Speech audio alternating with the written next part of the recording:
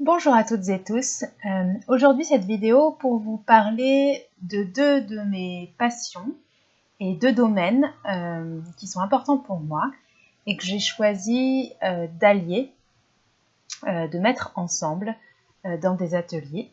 Mais avant de vous parler de mes ateliers, j'ai vraiment envie de vous parler de ces deux domaines séparément peut-être un peu, et puis ensuite en quoi ils sont riches et en quoi ils se combinent très bien. Donc un domaine, j'en parlerai sans cesse, c'est la danse. Et le deuxième, pour pas continuer le suspense, c'est l'écriture.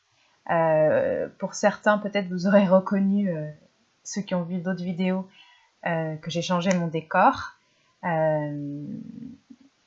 Pareil, toujours j'ai pas encore écrit mes vidéos, donc je le fais comme ça vient. Et du coup, derrière moi, là, c'est un carnet que j'aime beaucoup, qui est complet depuis longtemps. Et je suis assez fervente de carnet où je choisis un carnet par thématique. Et là, c'était un carnet pour des stages que j'ai fait, où je notais mes ressentis, ce que j'avais vécu, mes émotions, des exercices importants, etc. Et là, alors, il est assez flou. C'est une personne, une amie qui me l'a offert, et c'est un roman qui se lit vraiment tout seul et qui s'appelle, attendez, Et j'ai dansé pieds nus dans ma tête. C'est Et si l'intuition était la clé du bonheur. Voilà. Et la personne qui m'a offert ce livre m'a fait un bien fou, d'ailleurs. J'avais pas prévu de parler de ça. Parce que c'est un livre du coup sur une jeune femme qui choisit de tout plaquer pour vivre de sa passion et donc de vivre de la danse. Et en écoutant son intuition, il y a plein de choses qui se manifestent et elle choisit de suivre ses possibilités qui s'ouvrent et ça se réalise en fait. Et voilà, et c'est parfois quand on a suffisamment d'outils et qu'on est suffisamment prêt, tout peut se mettre en place. Voilà, donc ce livre pour exprimer à la fois l'écriture, mon amour de l'écriture, qui va du coup avec l'amour de la lecture, et mon amour de la danse. Merci à cette amie qui se reconnaîtra si elle regarde cette vidéo. Ouais, pour commencer par l'écriture, j'écris depuis longtemps, alors pas forcément de manière régulière, mais quand ça me vient, sur ce qui m'arrive, parfois dans les moments difficiles. Et c'est toujours un moment précieux pour faire le point d'où j'en suis et laisser aller les mots. Souvent, moi, j'écris du premier jet. Je m'attends pas à ce que ce soit parfait, j'ai pas une intention particulière, mais j'écris comme ça vient. Et déjà, en soi, ça me fait du bien.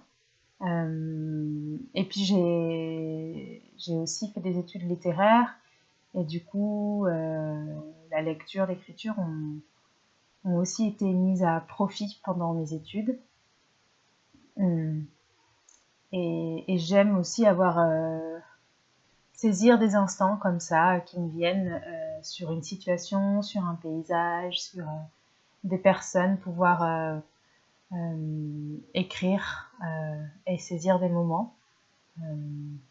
Un peu quelque chose de l'ordre de la poésie, souvent plutôt sous forme de prose, et sans attente particulière de résultat. Voilà, j'aime utiliser cet outil-là de l'écriture. Et la danse, oui, j'aime danser, j'aime être dans mon corps et danser librement, sans chorégraphie, sans attente esthétique. Et là où ça se rejoint, la danse et l'écriture, c'est que pour moi, dans mon expérience, c'est que du coup, je laisse surgir les mots comme surgiraient des mouvements.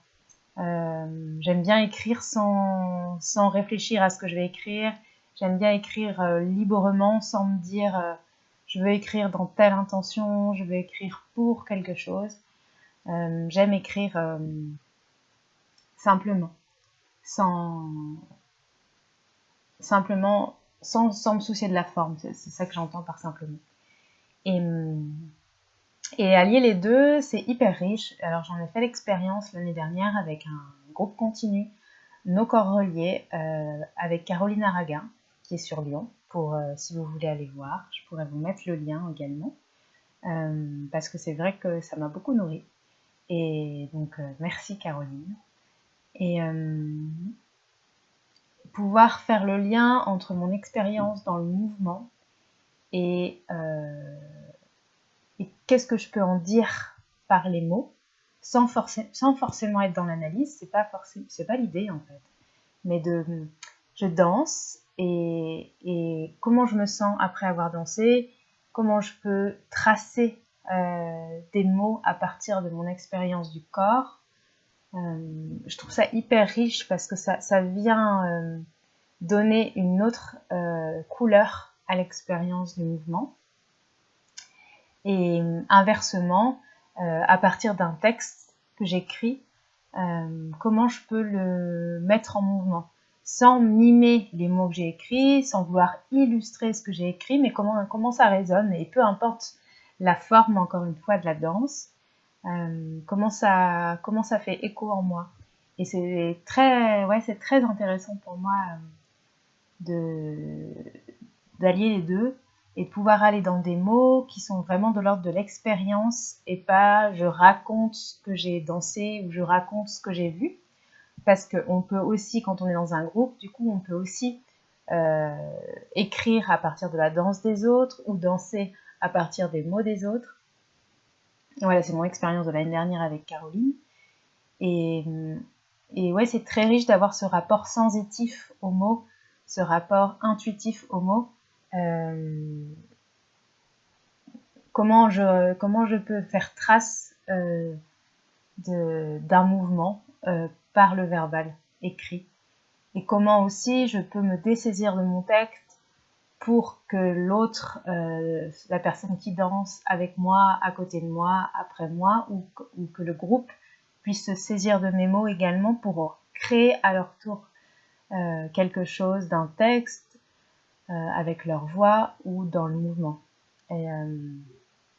Et associer ces deux domaines sont très riches, et grâce à cette expérience-là et à mon amour de la danse et des mots, je propose mes ateliers à Marseille, donc une fois par mois, les samedis, je vous mettrai le lien, danse et écriture, un atelier mixte pour explorer justement cette relation entre les mots et la danse, avec parfois des thématiques, parfois des indications de début de phrase, parfois plein d'exercices différents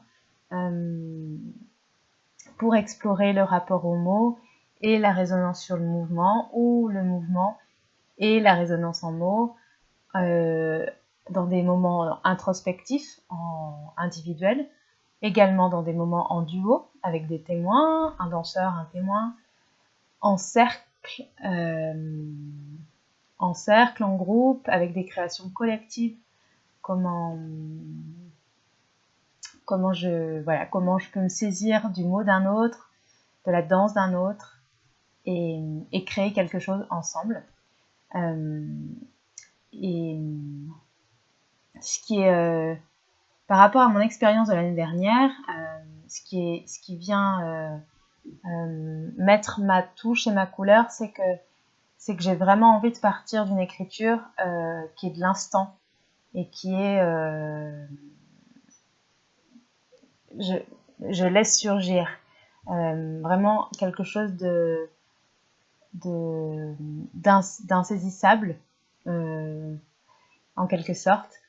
C'est-à-dire que moi je vais pas avoir envie pendant l'atelier d'aller dans le travail du texte.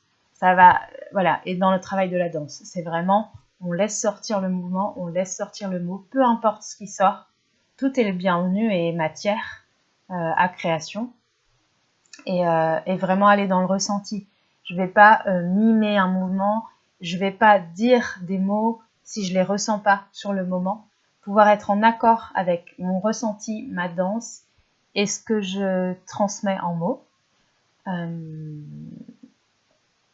Voilà, moi ça m'est important cette notion de cohérence et d'harmonie en fait entre ce que je sens, ce que je dis, ce que j'écris, ce que je montre.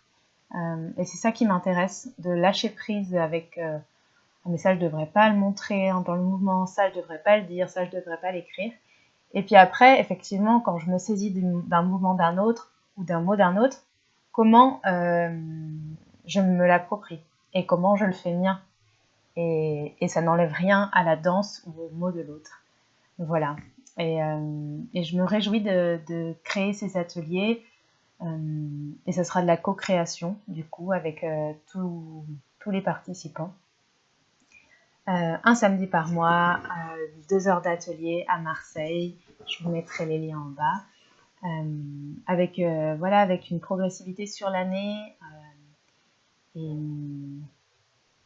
oui, ça va être riche de créativité